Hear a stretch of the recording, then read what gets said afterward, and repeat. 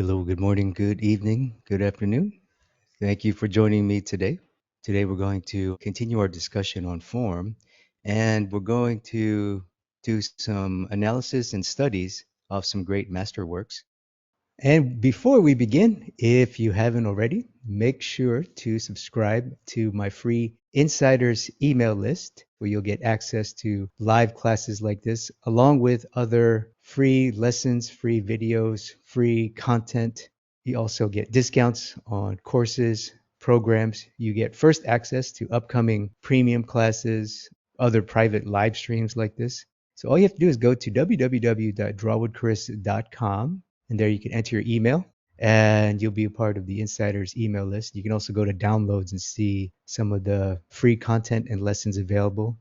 I have figure drawing, head drawing, color. You can even access the private Discord community. So go to drawwithchris.com and there you can enter your email and you'll be all set. You'll be good to go. So a lot of what we discussed here, what we want to accomplish, has already been done by some great artists in the past. Nothing really about what we've learned so far on form is new. I didn't invent any of it. And we can learn a lot by how these great masters applied their work. And at the highest level, we can not only learn from them, but we can take their techniques and processes and then apply them to our own work, which is great. It's as close as you can to learning directly from one of the greats in history. And of course, we admire them because of their ability to execute these techniques and create beautiful realism, which is what we're after. Our first example is Anders Zorn, the great Swedish artist from the 19th century, sometimes known as Swedish Sargent. So, one of the greatest European artists to ever live, and one of the greats from the 19th century, which is saying a lot because the 19th century is arguably the height of European or realism as we know it. It reached an incredible height in the 19th century, and Zorn is just one of the great examples. So on the screen, we have some etchings here. And of course, etching is done with line. So our first analysis will be how to describe form with line, how to describe and suggest form. Here we have a beautiful portraits by Zorns on the left.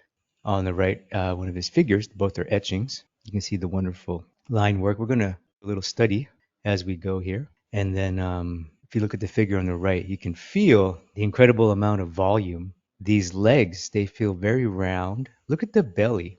Not only does the torso and the abdomen and these hips, you notice how it feels like a cylinder. You can feel the roll of the cylinder as you go left to right.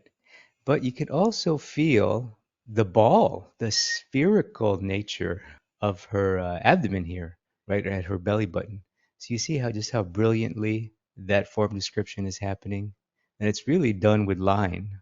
Lots of wonderful line techniques. Same with this arm. Notice how the arm turns, and you see how it's really a box. It's the classic box model, but you can see how because of the value and the way that the line is drawn, we'll take a look at that in a moment. You can see how it turns so nicely. It feels like a round, curvy, fleshy cylinder. It's amazing. He does that. It's also context and value contrast as well. Notice how there's darks around it.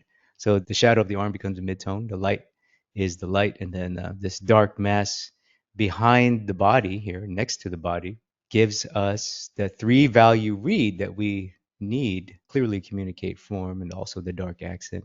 Look at that beautiful dark accent and the contrast. That is wonderful right there. Let's take a look at the Zorn here. What I'm going to do is just going to analyze the core shadow on the face. So the core shadow is where the light and the shadow side of the face meet. In this case, it's running on the exact corner of the side plane. So one of the things that's working here for the Zorn, for this head, making it feel round, is also the correct shape, so design of it.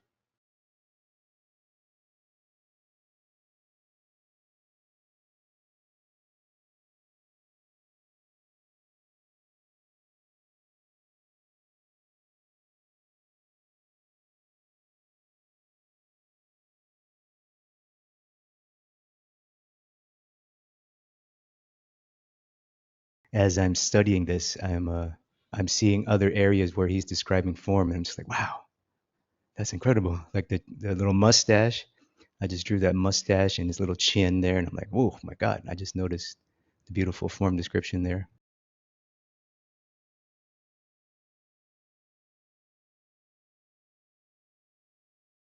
Let's take a look at this coarse shadow. Wow, make sure my drawing is.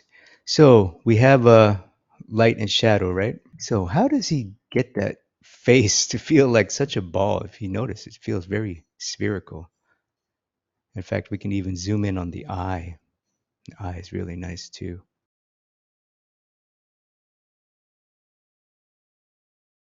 So notice that the first thing that I notice is, of course, because this is an etching, we can only use line. One of the ways that we can describe form with line is to literally describe the form with line. So if we're drawing a spherical form, then of course we can make our marks follow the spherical nature of whatever we're doing. So that's what he's doing here. And I'm going to attempt to do this. I'm using digital tools, obviously, so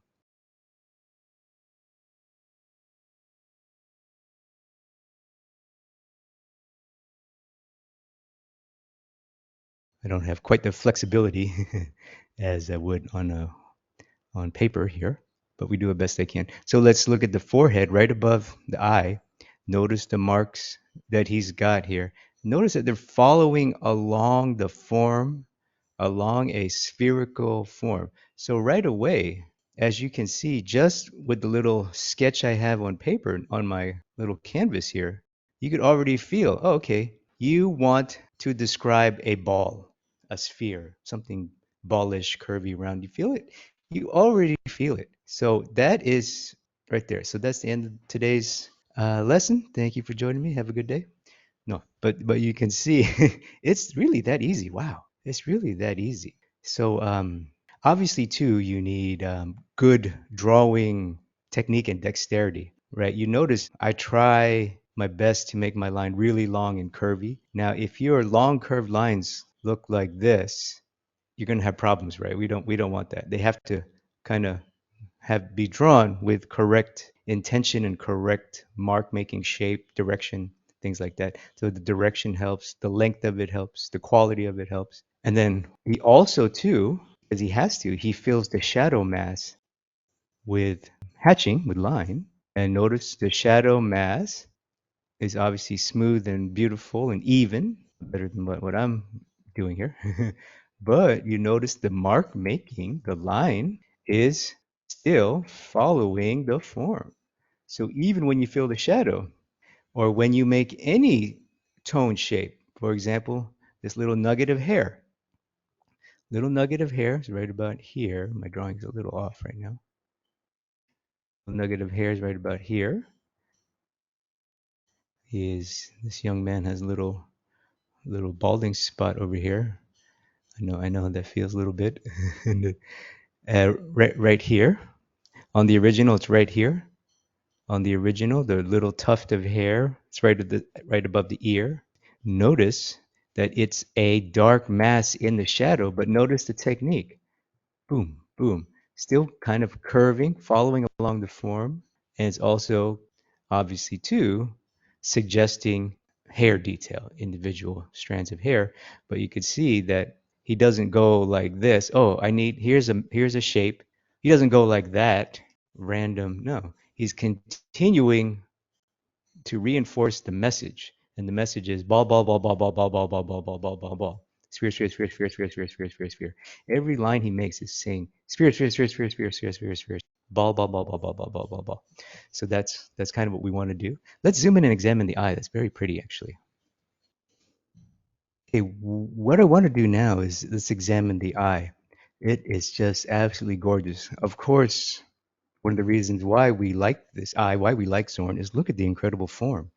Look at how it feels like a ball.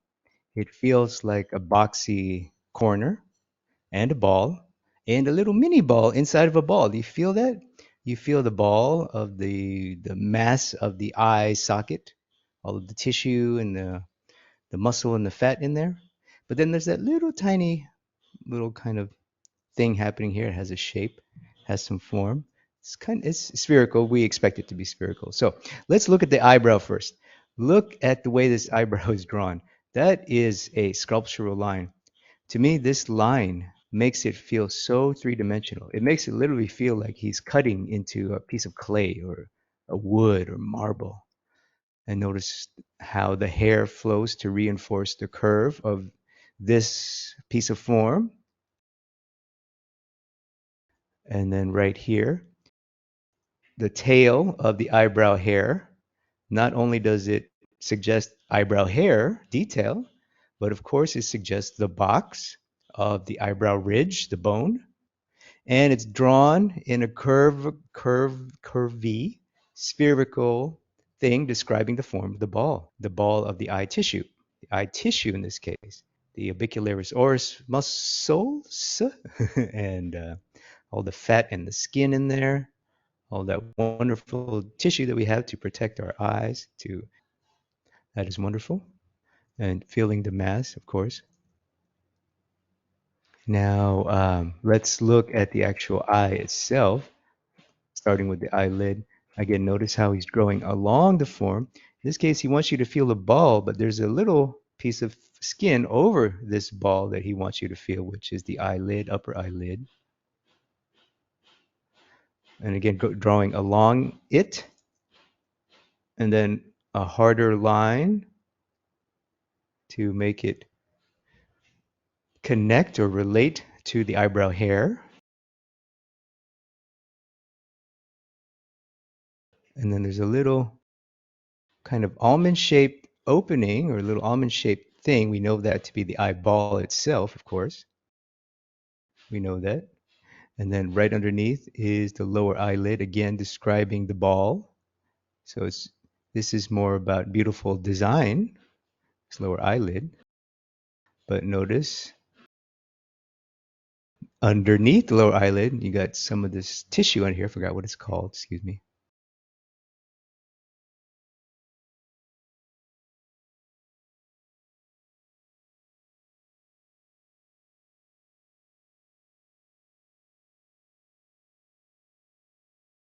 And then notice this line right here, the original. See that line right here? You see where my pointer is? I know it's a little small. There's a line right here. You see how that line goes shum, shum. It just cuts like a knife right through this form. And what it does is describing this ball right here, a little bit of cheek fat underneath. So that is wonderful. And it's creating a distinction between this massive form, which he has in shadow, and this massive form, which is mostly in light. And then let's describe the upper eyelid. Again, going the spherical nature. He's kind of mirroring what he did on the cheek. So he's saying ball, ball, ball, ball, ball, ball, ball. Every line is saying ball, sphere, sphere, ball, ball, ball, ball.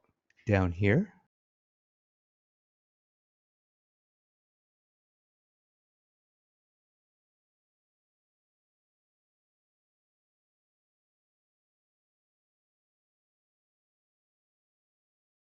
Let me separate this nose real quick. And then here is a bit of genius too.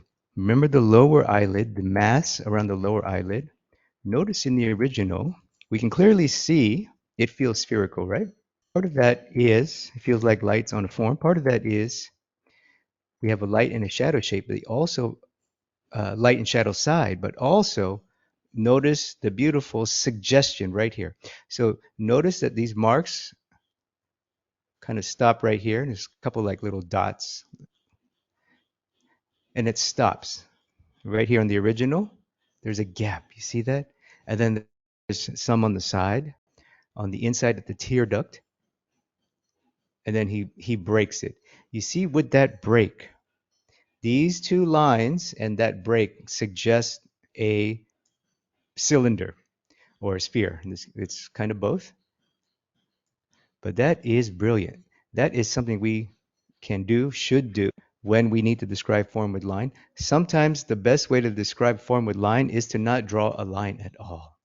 And that, my friends, is something we want to do. So sometimes you want to make a really defined line, use your knife of your drawing, of your pencil to just cut right into it right here at the eyebrow.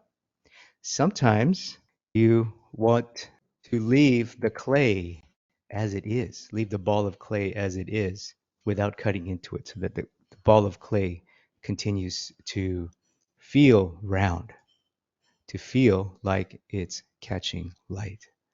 And that is a beautiful example, my friends, of how to suggest form by not using a line right there. But overall, we have wonderful, wonderful form description in line here.